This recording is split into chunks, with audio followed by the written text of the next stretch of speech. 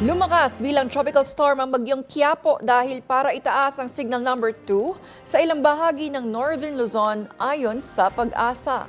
Taglay ng bagyo ang lakas ng hangin na 65 kilometers per hour malapit sa gitna at pagbugsong umaabot sa 80 kilometers per hour.